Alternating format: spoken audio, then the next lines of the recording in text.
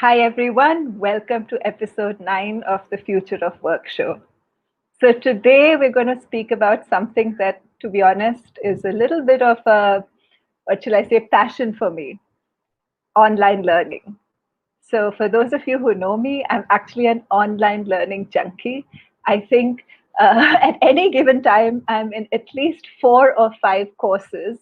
So, this is a topic that's really, really close to my heart, and it is so topical. And I have with me a guest who is really at the front end of India's online learning business. And I'm just going to bring her in. Hi, Shreyasi.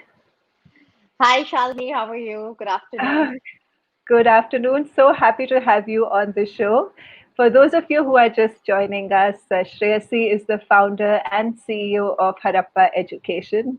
Now, Harappa Education is really the leader in soft skills education in India. I'm sounding like a spokesperson, I think, but then I Good. am.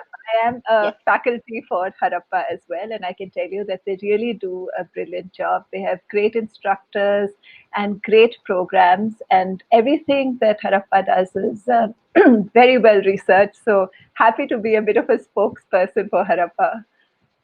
Thank you for joining us, Shreyasi, No, today. thank you for having me, Shalini, and thank you for that really warm and just lovely introduction and endorsement of Harappa. You're one of our favorite faculty, favorite podcast guests. So this is great fun. We would often do this at when we meet each other to discuss courses. I'm so glad just to have a chance to chat with you. No, me too, me too. So for all our viewers, you've had such a journey. Now, Shreyasi, besides being founder and CEO of Harappa, has been a journalist, a columnist, a two-time author, including the author of the well-known Wealth Walas. And then you moved into online education. Would you like to share with us a little bit of, what drew you into online learning from a field which is connected but different, books, from books to online learning? From books to online? That's a good question. I don't know if I can explain my journey easily to people. I think, people struggle to sort of, connect the dots so as to say, but I actually find it very intuitive. And I think that it was almost natural that this should have happened. I think two or three reasons. Towards the last 7, 8 years of my journalism career, for sure, I was very focused on entrepreneurship. And I think, sort of, I'm a very keen follower and student of entrepreneurship. So I think, and vicariously, I felt like having met entrepreneurs, I think there was something in me to, build something of my own, because just the conviction entrepreneurs have in whatever it is that they're doing is something you want to experience as well. So I think that was very important. My co-founder, I think, was very important, instrumental in sort of, pushing me to pulling me towards higher education. I think I was pretty clear that I wanted to leave journalism and media once, the three milestones that I had, writing a book, editing a magazine, and writing a column, were done.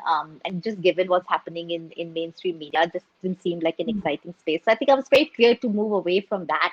But I think the pull to higher education, certainly, I always credit my co-founder Pramod to sort of, doing that for me. And I think once I experienced it as director careers of a women's only management program, I think the gratification of being able to help someone, right, and see somebody improve because of something, a book you introduce them to, a mentor you introduce them to, an internship that you help them get, it's a very powerful emotion and gratification, much more than bylines and books and editors' notes. So I think that, and I do feel like, people. Uh, Actually, I feel like everything that I have done in this sort of diverse, varied journey towards entrepreneurship, I think I use every skill from every experience that I've had, instead of actually all of that going waste, because that we create so much of a curriculum at Harappa. And I think my understanding of content and storytelling, which is what journalism gives you, right, I think has been so instrumental to our efforts at content and curriculum creation. I think journalism gives you many skills actually if you practice that profession correctly.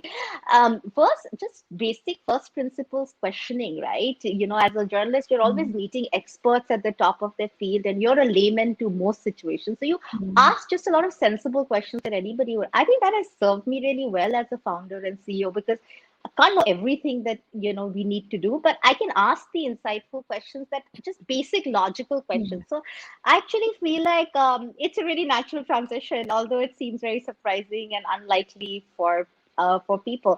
And last thing, to bring this back to sort of online education, actually more lifelong learning. You said you're a online learning junkie. I mean, what you learn at many stages in your life, right? And I think I think I'm a learning junkie as well. So I think a lot of the shifts I've made in my career is essentially driven by curiosity, and just, I guess, a little bit of having the courage to follow your curiosity, and having the privilege as well. I never discount that, given your own personal situation and what your family can afford you, the risks you can take. I think both the courage to follow your curiosity and the privilege to be able to do it, I think has landed me here, which I love. Now, I completely can understand, Shreyas. In fact, in my family, when I was growing up, so that time obviously there was no online learning, but there used to be something called correspondence courses. I don't know if you remember. So Of if you course. wanted to learn something, beyond your obviously school, college, and I spent 11 years in college, so I stayed as long as I could. But when you wanted to learn something which was different, your only option was these, correspondence courses, or maybe an institute that could teach you something over weekends, etc., etc. So our options were really, really limited. So now that online learning is available, I mean, sometimes you'd be surprised at the kind of stuff I'm learning at any given time, right from the most serious academic kind of subjects, which are new to me, be it fields like neuroscience, specific fields in psychology, or even design thinking, futures thinking, etc., which really connect with the work we do, to sometimes completely fun things like Yes. for our anniversary, my husband and I did a dance, and I did learn salsa online. So it's so much fun. So yeah, I No, completely absolutely. connect, and I think it really, really connects with where we are today, right? As a world and as a community of professionals. So let me ask you, what a year for online learning in India, 2020.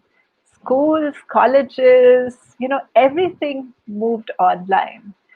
So I wanted to hear what you thought about this almost complete, a transition to online learning from in-person learning almost overnight. What are your thoughts around, what have we gained on the one hand? Is there something we've lost as well? I mean, I think we're living sort of in the midst of sort of the most intense concentrated period of sociological experiments, right? On everything, the way we Yeah. work, the way we collaborate, the way we build relationships, how we teach, how we discipline ourselves. So I think just so much has changed. I'm also a parent. I have a 13-year-old. So I think, and now, especially because I'm running an online learning company, I'm just so interested in what he and his school are doing, and what are the habits that he has picked up. I mean, first of all, incredible empathy and kudos to teachers of all kinds everywhere, teachers in school, teachers in faculty in colleges, facilitators, coaches, anybody who has any responsibility or custodianship of anybody that they have a student, that almost without preparation, right? People had to move online out of a system that has been embedded and being practiced for hundreds of years, right? Which is the a teacher coming in front of a set of students and imparting or disseminating information, essentially, right? And hopefully some inspiration. I think for that, all over the world, for that to be disrupted in like this super tight, concentrated 4 5 month period, I think we don't even know what's happening. I think we're so much in the middle of it that I don't know what happened. I think three things that I would say for sure. I think it's great that it's almost like a time machine. I think Corona for education and disruption in education, right? It has sort of put everybody, the whole world, onto a time machine and said, "Here you go, 8 years ahead." I think some of this would have happened at its own pace as well, but I think the friction to the first adoption was going to be so high because there would be so much skepticism. Changing status quo at that level of a structure is so difficult. So I think the one thing is how everybody who's a formal student and a formal teacher and a formal academic administrator has experienced online to some degree or intensity, right? I think that has been a huge it's a huge positive step ahead for us, right? In what we're doing. Second, I think there have been lots of kinds of reports of, some people like being able to enjoy it, people not being able to concentrate, some people actually liking the convenience and the access. I think the one thing that is important for us to remember, we're really not even at the ground floor of sort of this new frontier of, or in Harappa's case, as we think of a new civilization or a landscape of online learning. This is not what it's going to be, right? I think we basically took the classroom and did exactly the same. A teacher came, there were, lots of Zoom boxes or Microsoft Team boxes, and we delivered it. That is not true online learning, right? So I think for people who have been disenchanted, disillusioned, or underwhelmed by the online learning experience, my sort of suggestion to them or appeal to them would certainly be, this is the starting point, and the starting of any innovation disruption is inefficient, ineffective, under optimized, but things will get better because people have started to do that. Of course, there's just so much conversation on under resourced community learners for sure, did not overnight have the access to the devices or to the internet and bandwidth, that they had enough. I mean, I think of course there's going to be some damage, loss of learning outcomes in the immediate, right? But I have no doubt that sort of the leapfrog on all of that is actually much easier and much going to be much faster than people imagine right now, right? So I think just this adoption, mass scale adoption to a new system, is for me the thing that stands out most. And I think just from there, because you're adopting, the other big advantage in online learning is sort of this clickstream of learner data and learner analytics that comes. And imagine the mass 1 billion students all over the world doing this, right? You're a researcher at heart as well. You know what that kind of data can lead to in terms of improvements, right? It's going to be it's almost, it was very difficult to collect that kind of data in the more traditional offline systems.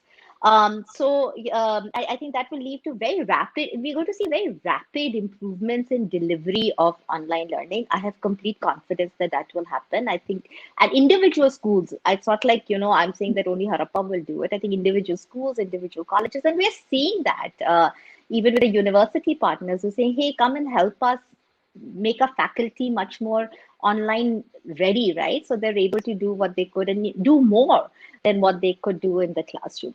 What we have lost is, I, I, I think for younger children, I think below 10, I do feel like it is likely to be a suboptimal experience. I have parents whose children are younger, friends whose children are younger, and they have to sit in the. I mean, I think a bit of that I find ridiculous, that you have to sit in a class with your 4-year-old with them while the teacher is there and asking them to do dance and PE and sculpture. And so you can't translate that same school calendar.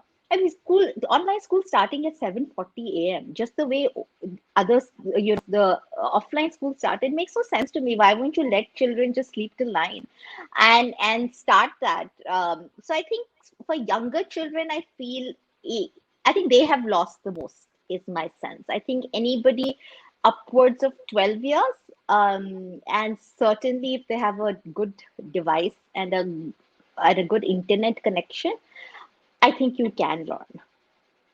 I think what you're saying, Shresi, makes a lot of sense. I can see how while young kids seem to enjoy online learning, but in a sense, it's still too early for us to, by us I mean, by people, society in general, to understand its implications in an online only environment. Because, hopefully, as things return back to this, whatever is this new normal, there's going to be some kind of a combination where there will be, some learning that happens in a more tactile way rather than, the necessarily two-dimensional world of online learning, at least at this stage.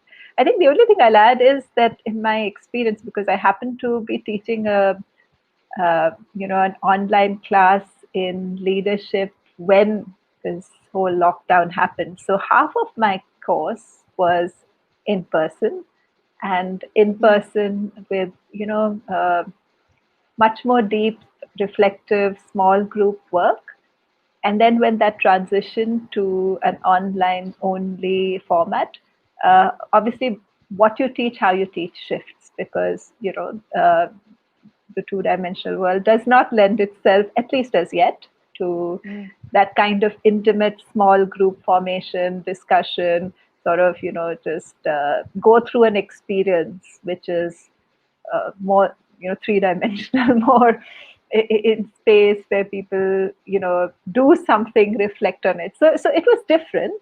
And what I found was that the MBA students, for them, this was the hardest. So mm. every time I'd come for class and ask them, how are you finding it? And because, this happened in March and they graduated in June. So obviously it was just the last 3 months Oh, mm. of their curriculum. So there was a huge letdown at that stage that, we just don't feel we are learning enough. But I'm really curious about something you said a little while earlier, Shresi, about how we're really at the early stages and therefore people are translating how they did, teaching or sometimes even work for that matter. And, simply maybe Zoomifying it or, using similar ideas and, trying to implement them online. So, would you share with us one or two ways in which online learning in the future could look very, very different? So let me pick up the first point that you said, that I think there will be a blend, right? It won't be either or. And I think I completely believe that, right? And I think that's the true power, that it won't be offline or online. It will be offline and online, right? And I think, isn't that wonderful for the learner, that and learners of all kinds, because there's some things that you might actually find better to do online. There's some things that you might actually find better to do offline. You'll have much more autonomy, and there'll be many more options for you to do things multiple. So sort of even the national education policy has talked about that. And I think it's going to be apparent sooner rather than later. There's multiple exit and entry points into education and learning throughout your life, right? Like, for no longer we can pretend that at 23, you know everything at the end of your master's.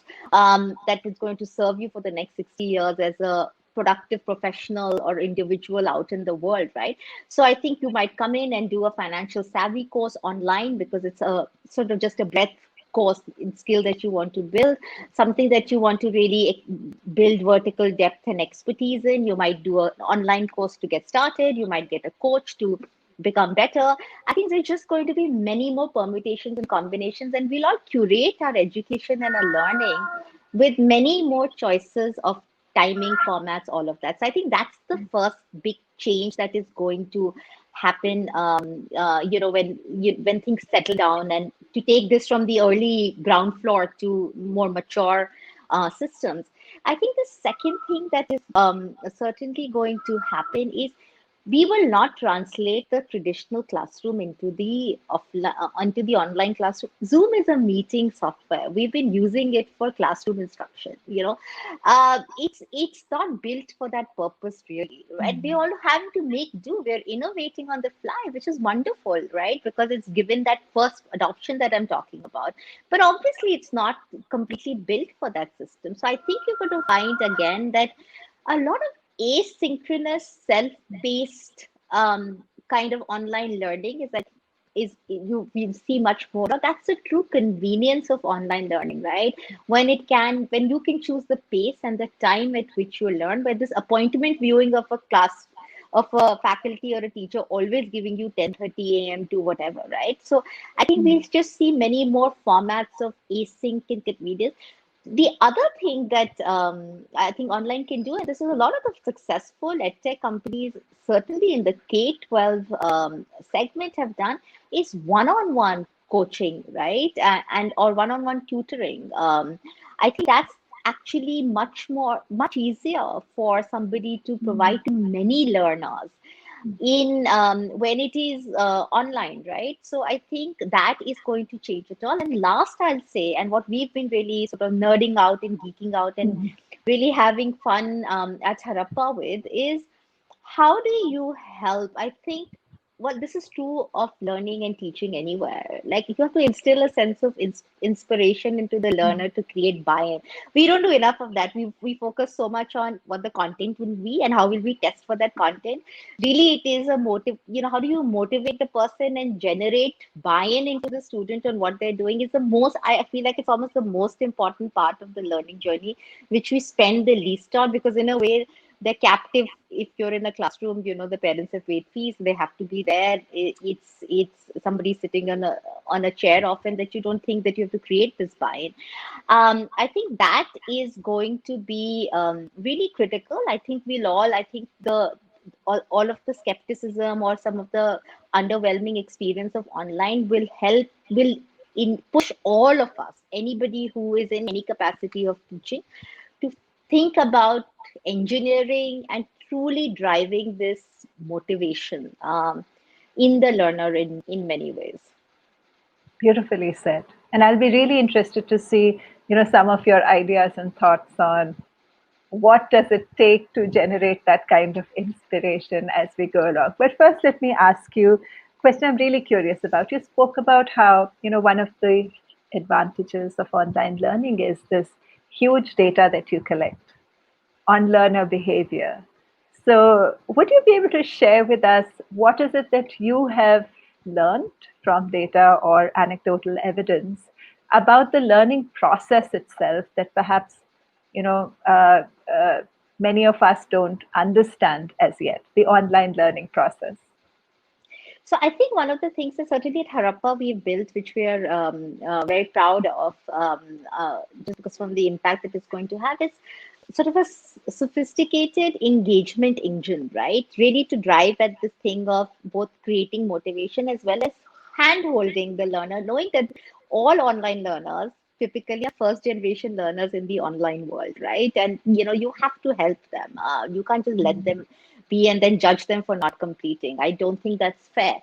So you have to shape that new behavior. So for example, in our engagement engine, which is very, very focused towards completion of the courses that people have started, and not just leave them at activation, we really have used a lot of principles from both behavior sciences, psychology, and marketing, really almost to treat a learner cohort as a TG of sort of a brand or marketing campaign, so that you're constantly triggering buy-in. So for example, if somebody is doing one of our 25 courses, which is around each course being 5 hours long, right, split into 5 or 6 modules of 45 minutes each, we really track, exactly when they're learning, right? Which days they are learning, what part of the course they're at.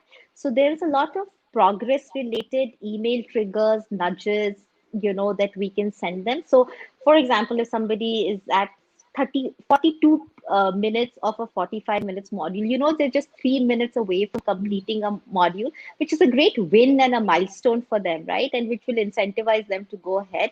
We would send like a fun looking, creative, yeah, and just sort of, we call it nudge internally, because it is inspired by principles of behavior science, just to say, hey, 3 minutes away from completing your first module, module 2 would have an amazing faculty, someone like you, right? And we would have sent them, say, listen, you're just 5 minutes away from 3 amazing faculty on this course.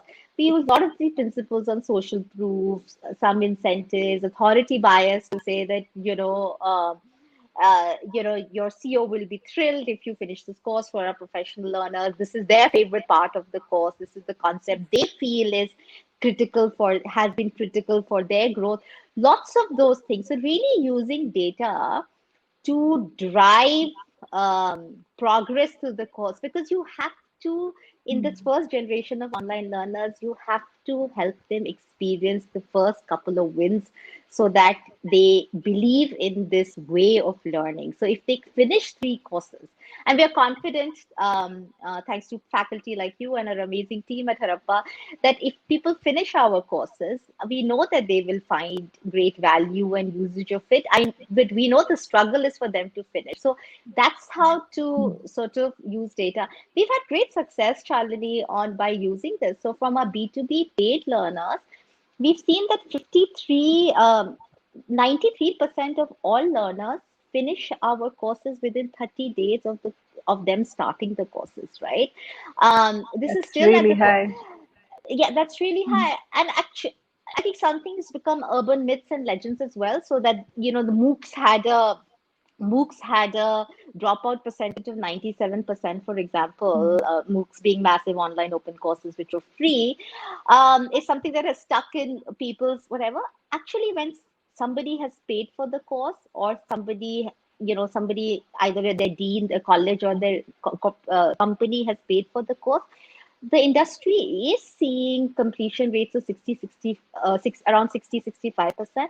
We've raised the bar higher for ourselves to say that we will deliver upwards of 75%, even 80% of completion, learner after learner, cohort after cohort. And that has been for us our big highlight of 2020, that we seem to be able to do that consistently, just because we really use learner analytics.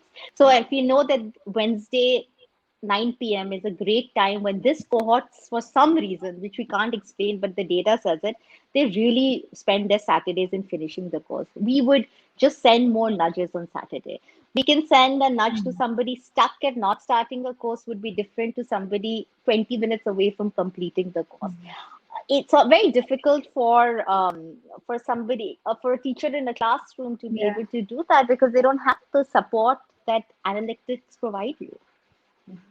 No, I can completely understand that. So, can you share what would it take for any of us to be better online learning? So, online learners. So, maybe two or three, actually 5 tips, maybe, Wow, on 5 tips, what does it huh? take to be a better online learner, given that I think all of us will spend a lot of our learning journey online beyond school and college.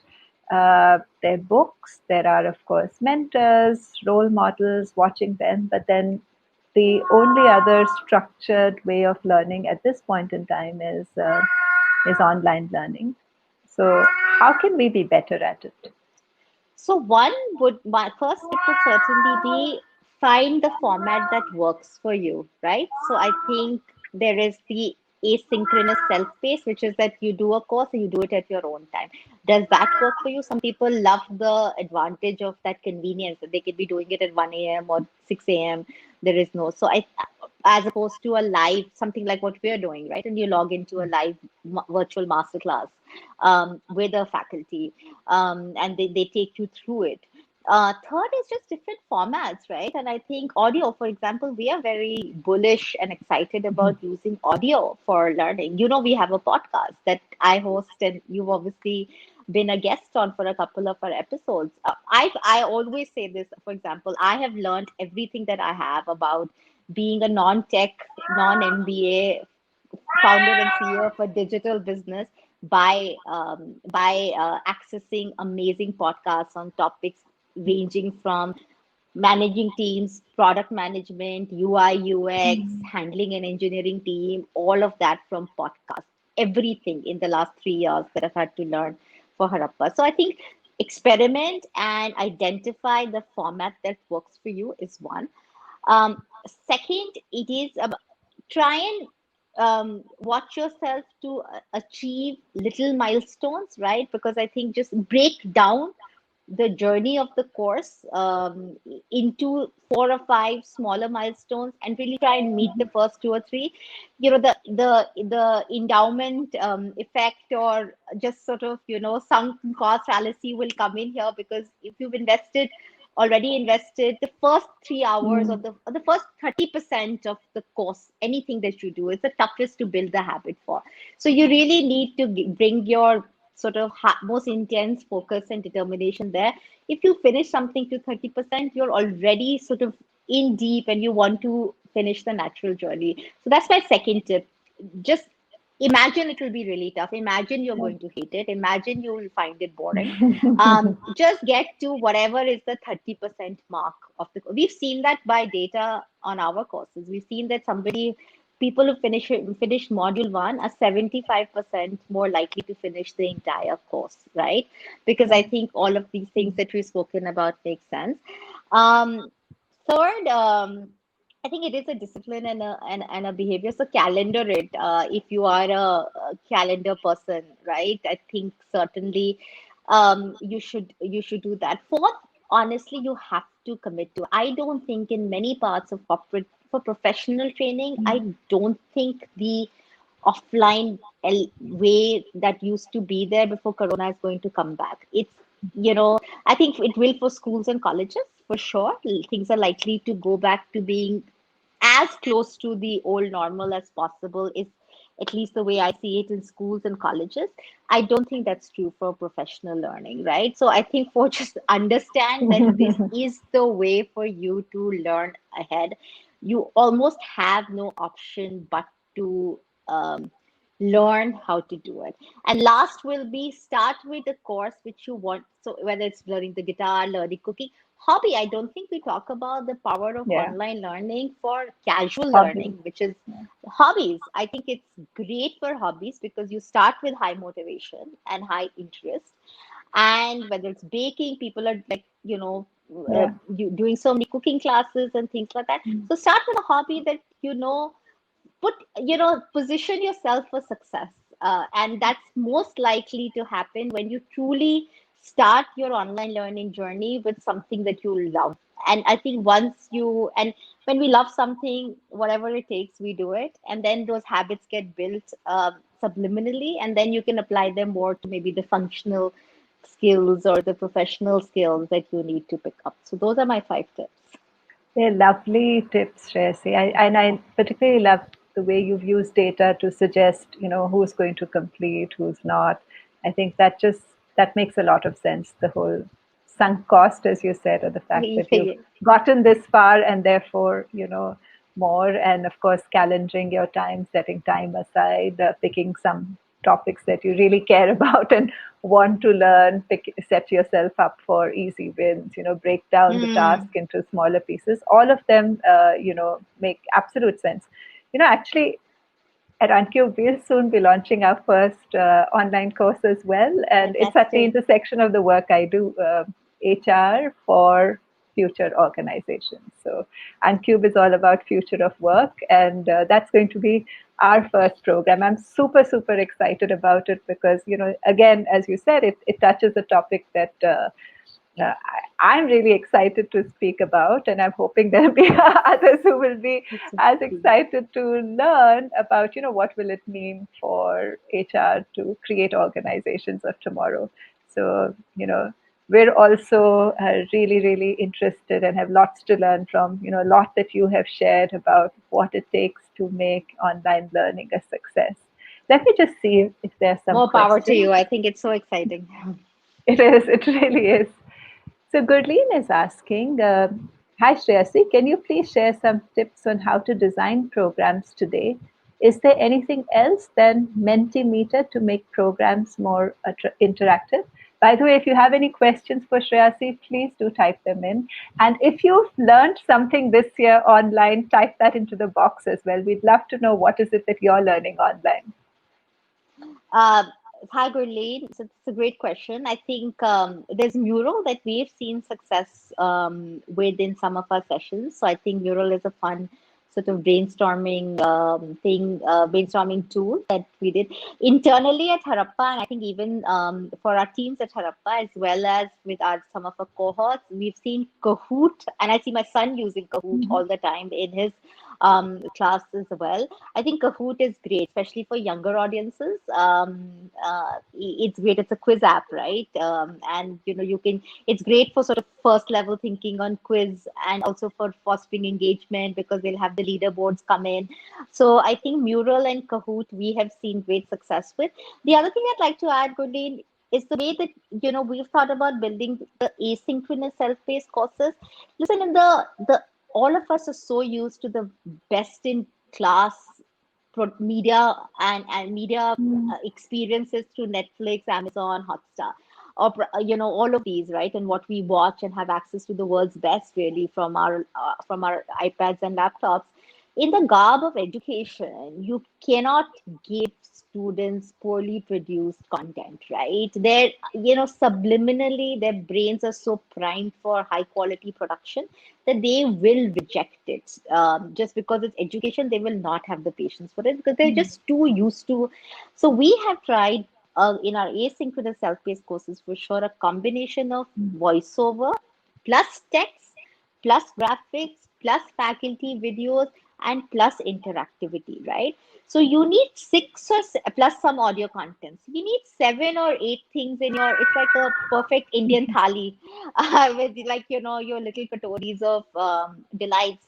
You really have to put those together for the kind of course that you want to teach or the subject that you're addressing, and use all of these different elements at your disposal to create that. Let me see if there are any other questions. I think there are comments. Anshu liked learning junkie. That's me. It's a Um, value at Harappa, by the way, Shalini. oh, Learning really? junkies is one of our 6 values. See, so I'm truly a member of the Harappa Yes, community. yes. Then someone says, "Ma'am, I want to discuss about medcart." I don't know if that's not edtech in med, right? Okay. I think that's about it. There are no more questions, but one last one from me, Shresi, Hmm. before you leave. Uh, what's ahead for Harappa? Lots of opportunities, hopefully lots of growth. One of the things that we did through the lockdown essentially was we were before the lockdown we were much more a B2B company. We were going to campuses as well as to corporates and acquiring learner cohorts through them and taking them through a program or a learning journey which combined some of our courses plus some live elements, right? Like we're doing right now. In if April onwards, we realized people were spending so much time at home. They're on their laptops much more. So we accelerated our plans to directly go out to individual learners so they could come and enroll and buy our courses, right? So I think that is something that we're very excited about being able to take our courses individually to learners. We're educators at heart, so I think that is something that's wonderful for us.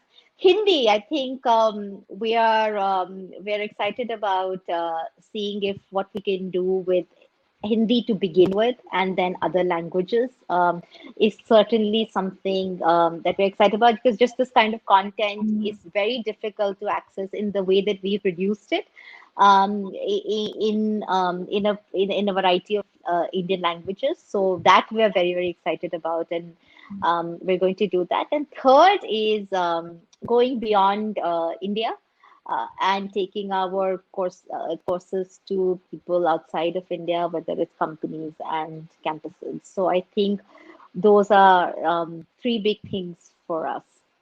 Wow, that sounds really exciting. Really wish you all the best.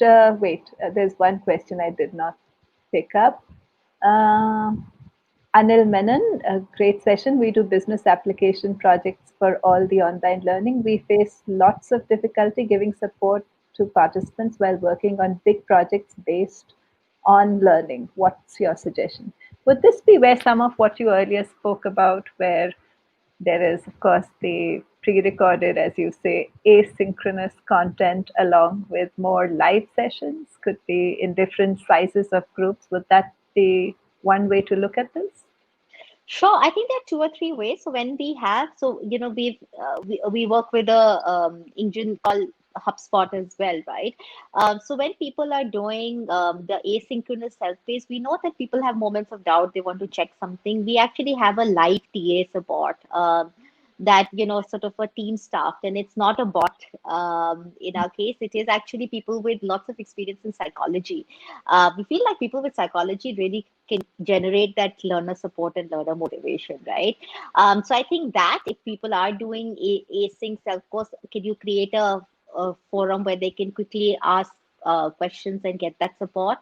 The other thing that we are trying to do is this community. That's the one thing that we haven't done yet, but we are working on now, is how to get two learners to be able to answer questions for each other, right, and support each other. So I think that's on the community.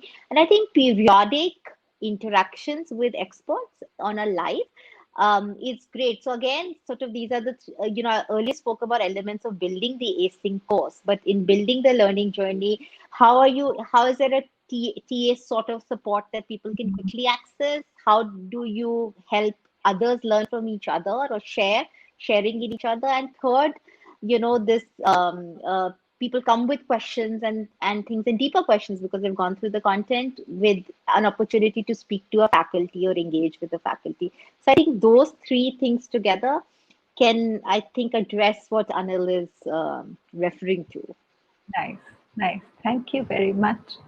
Um, so I think that's it. We're at the end of our questions. Shreyasi, this was such a pleasure. Thank you so much. I learned so much about what happens on the other side of it. As faculty, you only see one small part of what goes into creating programs. Obviously, there could be no one better than you to ask some of these bigger questions around how online learning can be made more successful, both by people who are creating online learning, but also for people like me and many, many others who are going to be using online learning and the other connected formats, as you said, podcasts, live calls, small groups, Q&A, etc., etc., for a more holistic and say a more well-rounded learning journey that still happens digitally.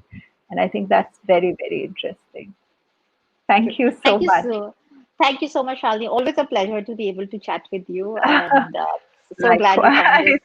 this. So glad you found this Likewise. useful, and your listeners did as well.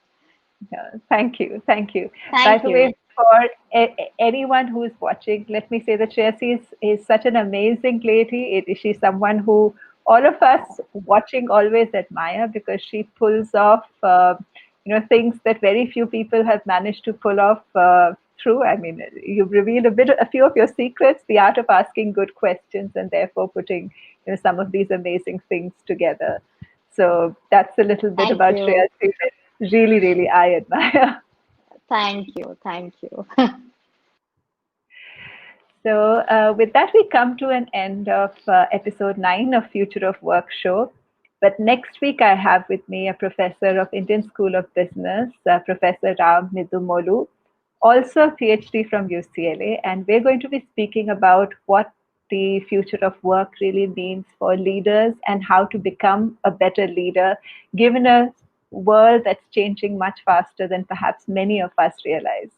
So do tune in next week once again at noon. And of course, a replay of our session today can be seen on my LinkedIn profile. We will be putting up this episode as a finished product on the Uncube website by Monday. So if you've missed anything today or you want to once again listen to some of the ideas Shreyasi said, or in fact listen to any of our previous episodes, do check into Uncube's website. With that, thank you very much. Until next week, have a great weekend.